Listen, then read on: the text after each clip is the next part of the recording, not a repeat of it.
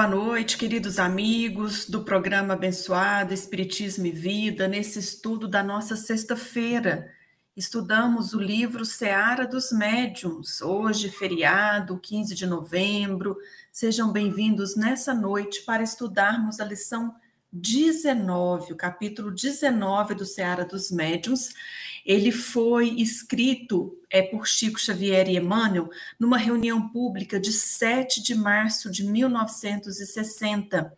E o título é Espíritos da Luz, o capítulo 19. Então eu agradeço mais uma vez a oportunidade de estarmos seguindo juntos, estudando Seara dos Médiuns, um livro muito importante na codificação, um livro que se inspira no livro dos Médiuns, a segunda obra das 5 obras básicas do Espiritismo, um livro de leitura, de estudo, de estarmos sempre consultando, e nada melhor do que estudarmos juntos nessa plataforma abençoada. Eu agradeço o convite para participar desse projeto, estamos aqui sexta-feira juntos novamente.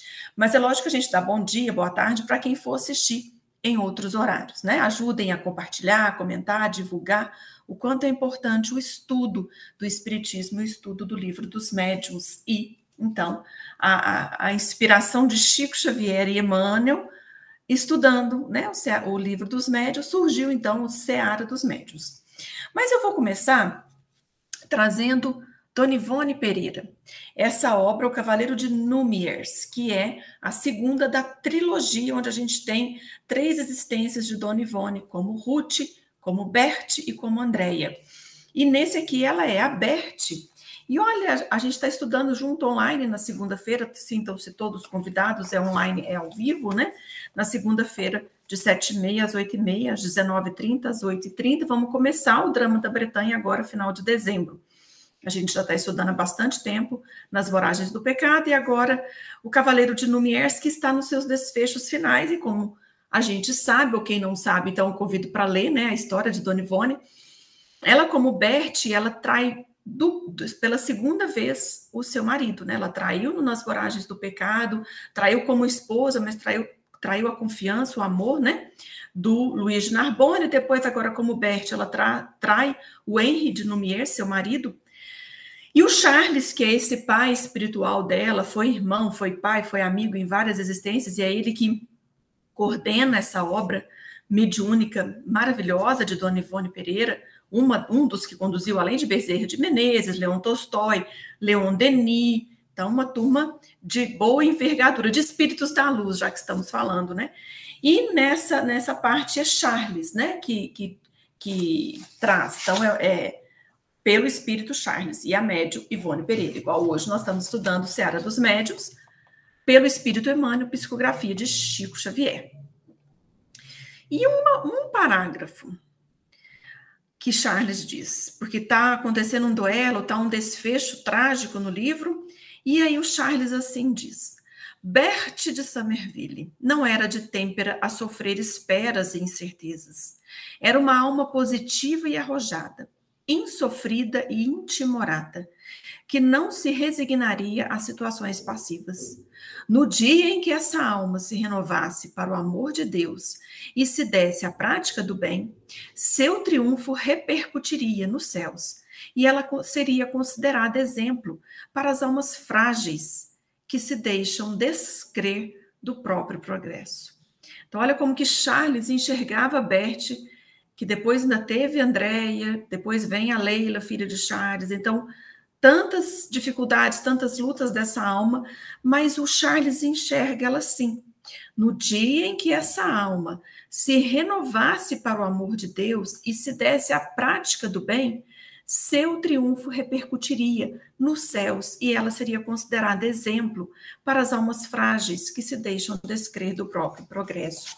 Quando a gente estava estudando o livro, eu já estava sabendo, né, que eu tinha esse estudo do Espíritos da Luz no Seara dos Médiuns. Eu falei, nossa, como que encaixou? Porque o que o Emmanuel vai trazer para a gente nesse texto é como os Espíritos da Luz nos enxergam. Charles via em Ivone, né, naquela alma, né, que depois aqui em Minas e no Rio, onde ela morou, ela seria Dona Ivone do Amaral Pereira, mas ele via naquela alma um germe da perfeição, que é o que tem em todos nós, que é o que Kardec pontuou muito bem, lá quando Kardec está perguntando para os espíritos sobre a crueldade.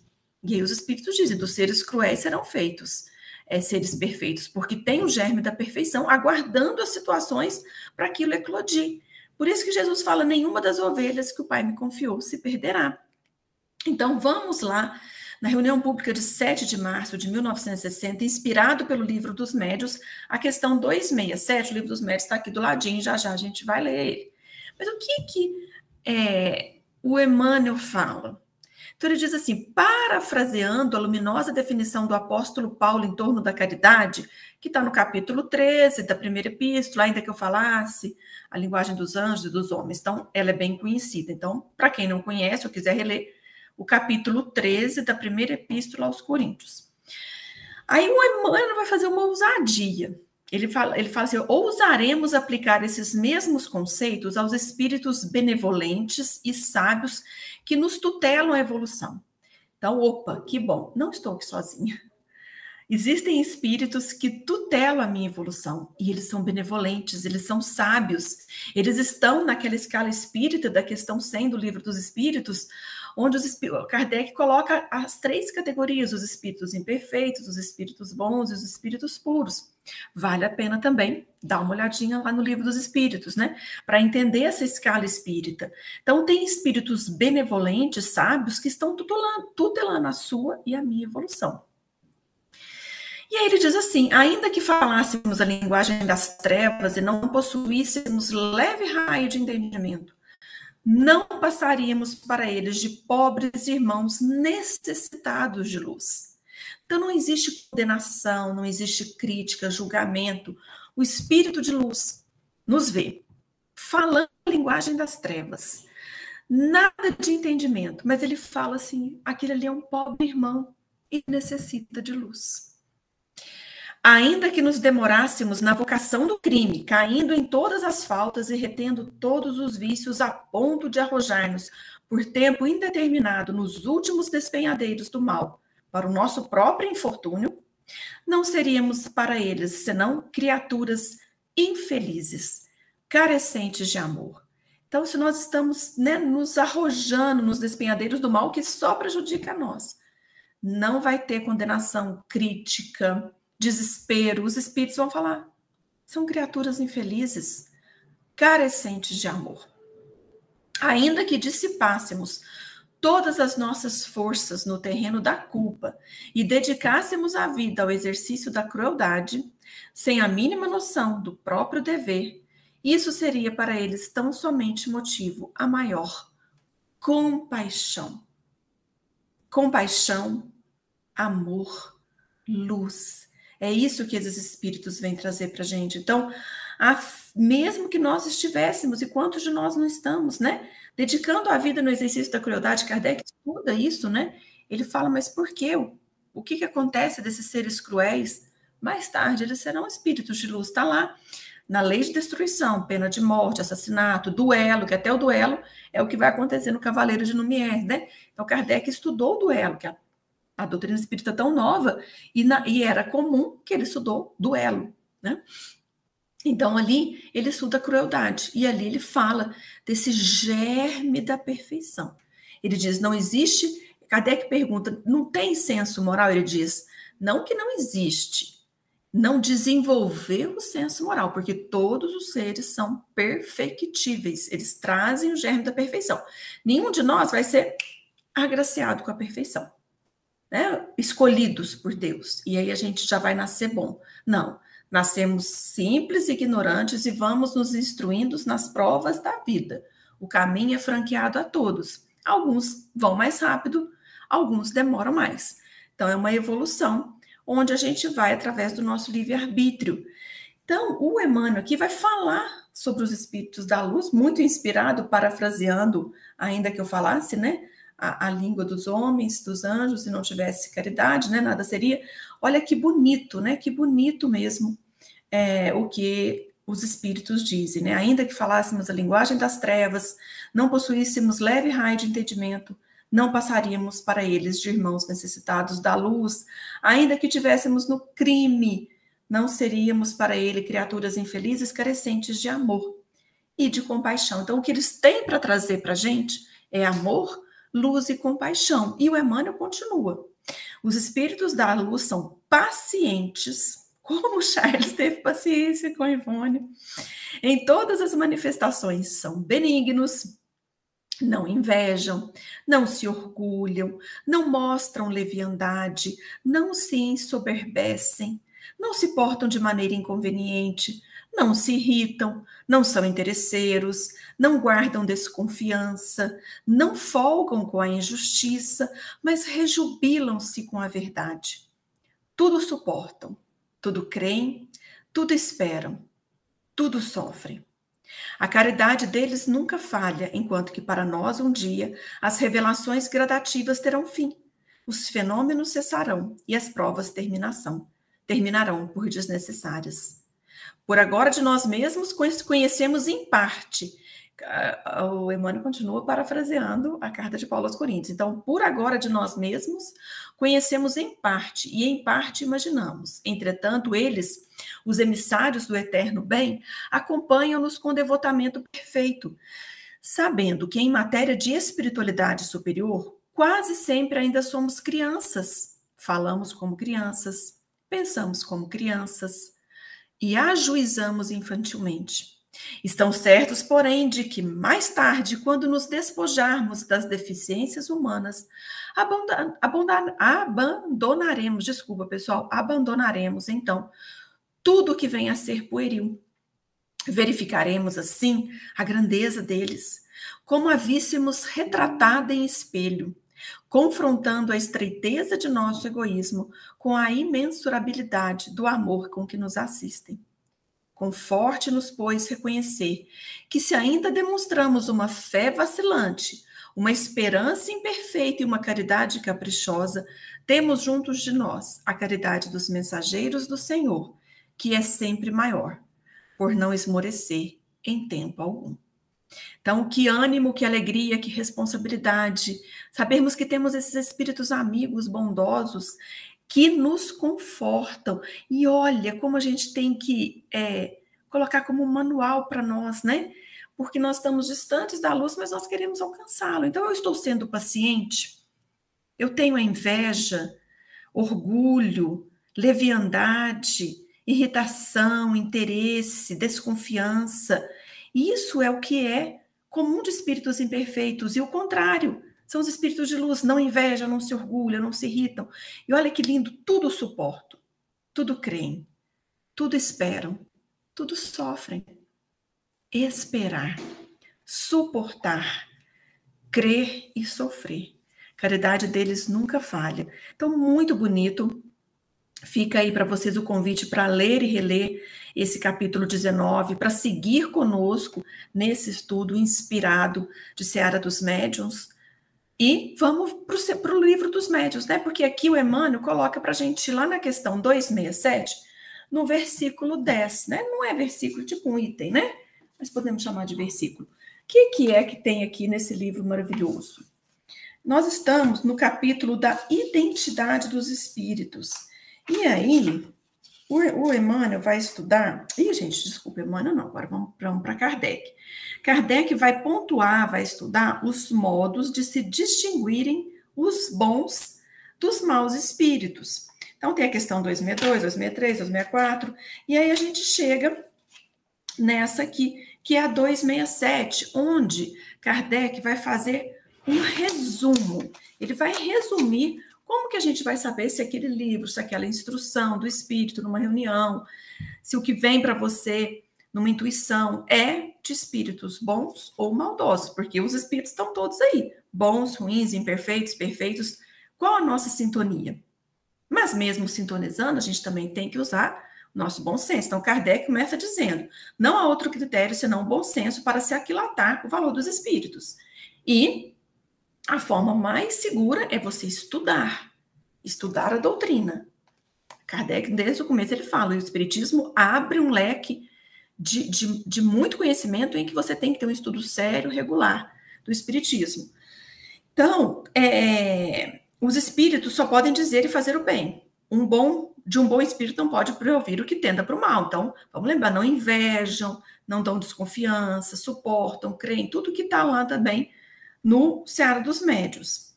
Os espíritos superiores usam sempre uma linguagem digna, nobre, elevada, sem trivialidade.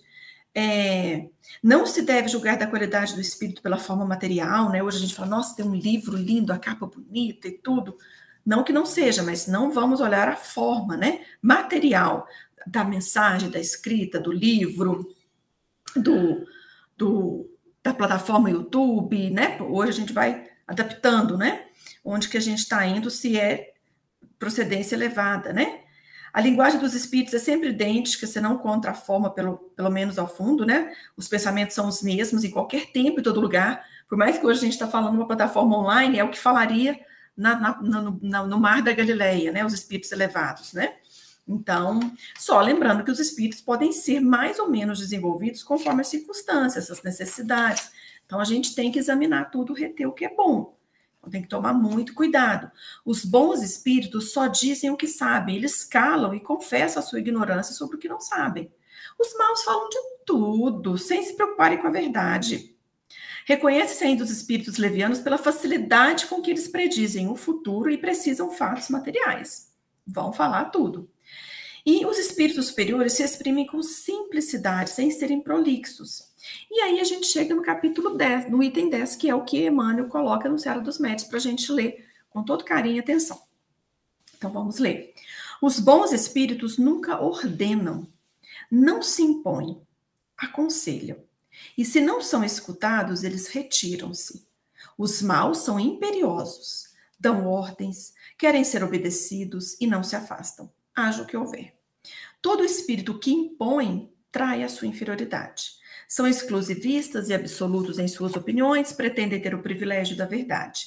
Exigem crença cega e jamais apelam para a razão, por saberem que a razão os desmascararia. E por fim, depois ele ainda continua, a gente leu o 10, mas ainda tem muito item, vai até o item 26. Né? Então, é muito importante ler, não vou ficar lendo tudo para não ficar cansativo, né? Mas eles dizem que os espíritos superiores desprezam a puerilidade das formas, toda prescrição meticulosa é sinal certo de inferioridade, de fraude.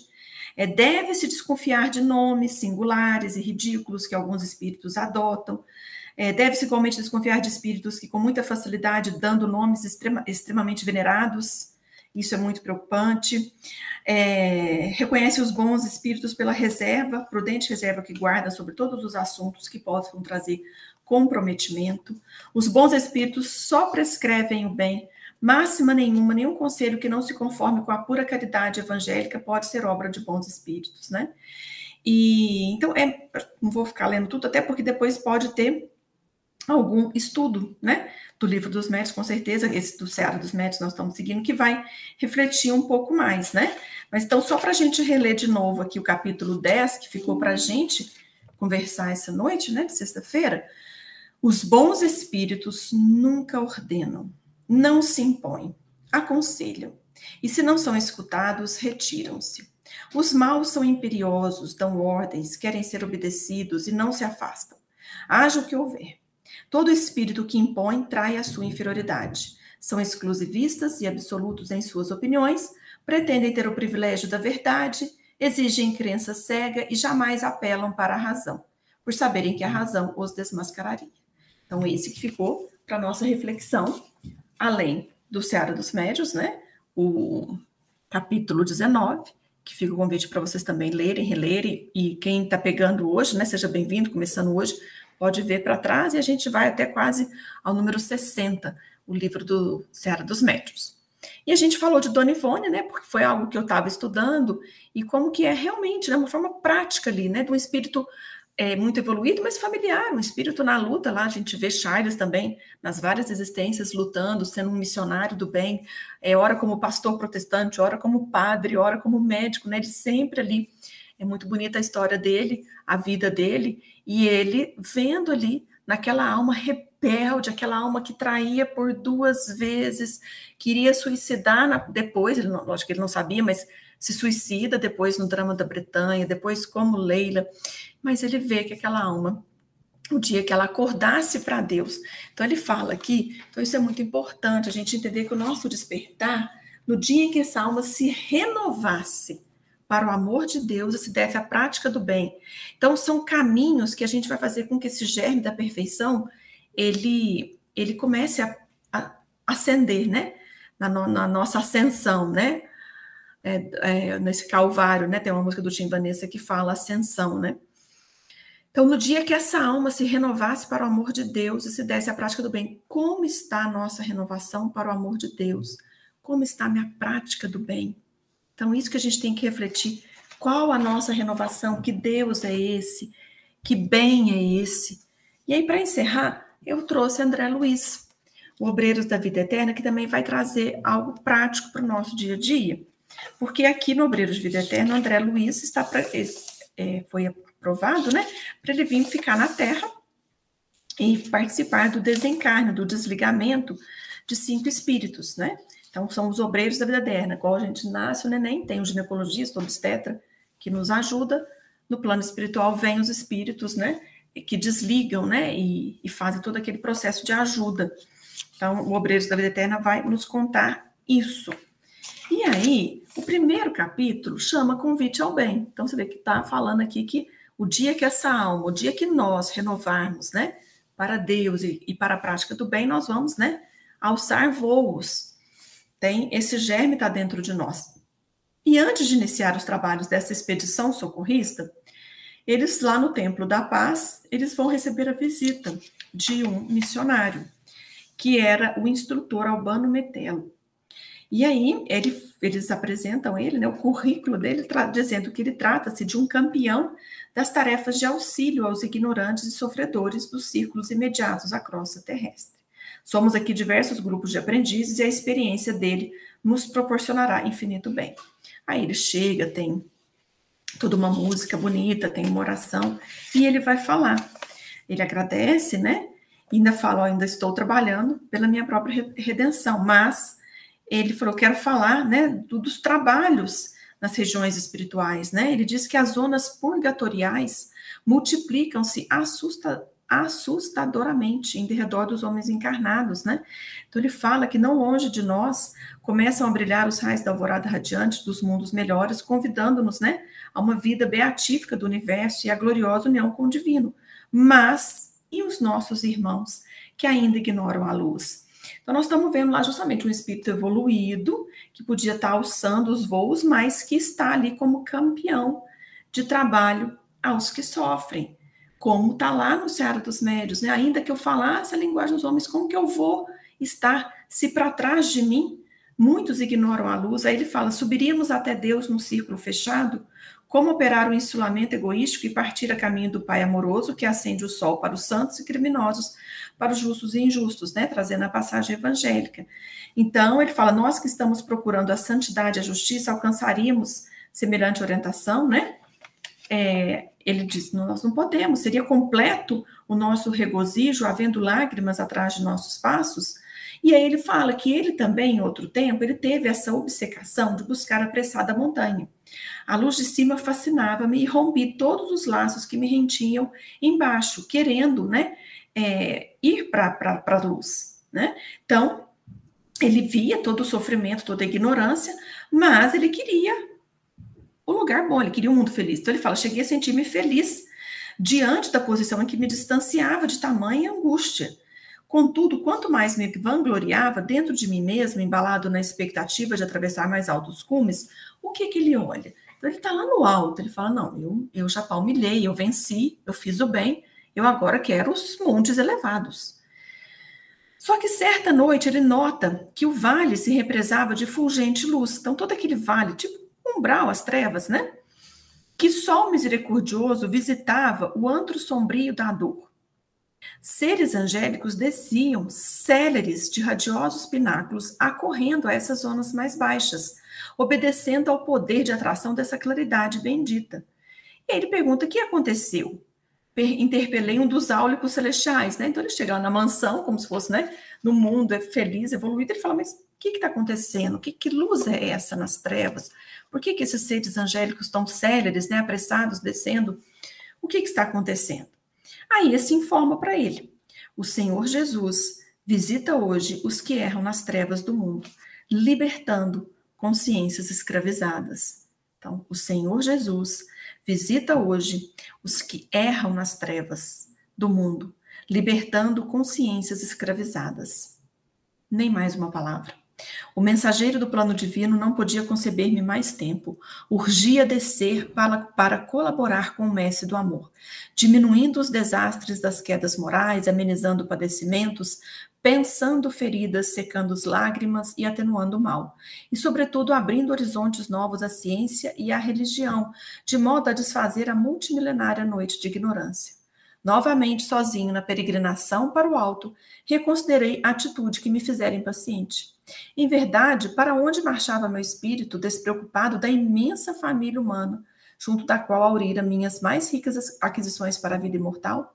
Por que enojar-me ante o vale se o próprio Jesus, que me centralizava as aspirações, trabalhava solícito para que a luz de cima penetrasse as entranhas da terra? Não praticava eu um crime execrável de usura, olvidando aqueles entre os quais adquirir o roteiro destinado à minha própria ascensão?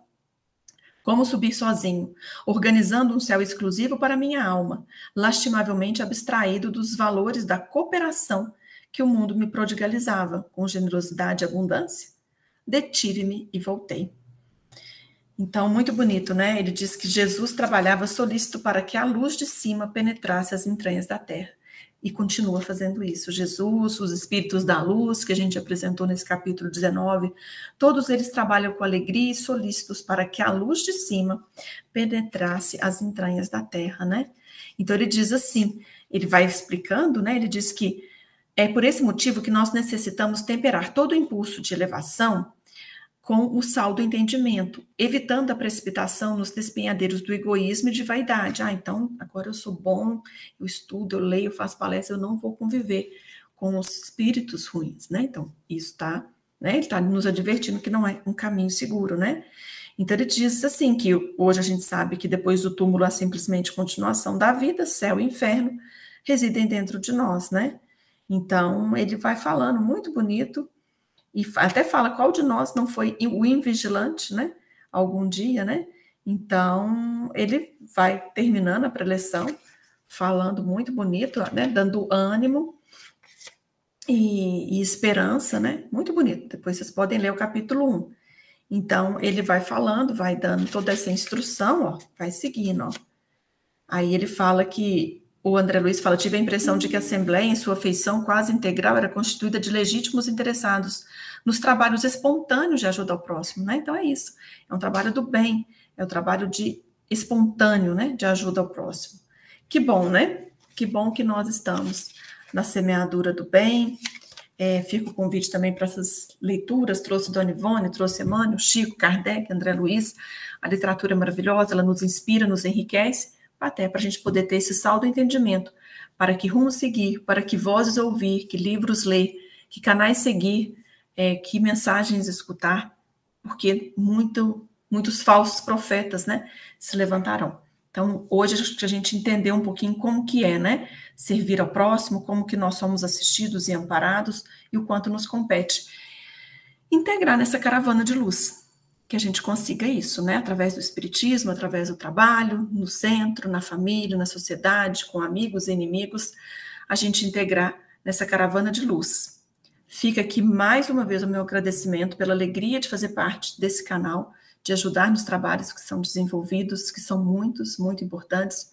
Abençoada seja a plataforma, a internet, o online, né? Toda essa modernidade que chega, que nos aproxima e que traz 24 horas por dia a possibilidade da gente clicar e assistir uma palestra e estarmos aí sintonizados com a luz, com a boa palavra, com o apoio, a misericórdia, a compaixão e muita paciência dos espíritos de luz. Que eles nos envolvam, agradecemos e estaremos aqui no próximo estudo com muita alegria de participar desse projeto. Uma boa noite a todos e até o nosso próximo encontro. Que assim seja.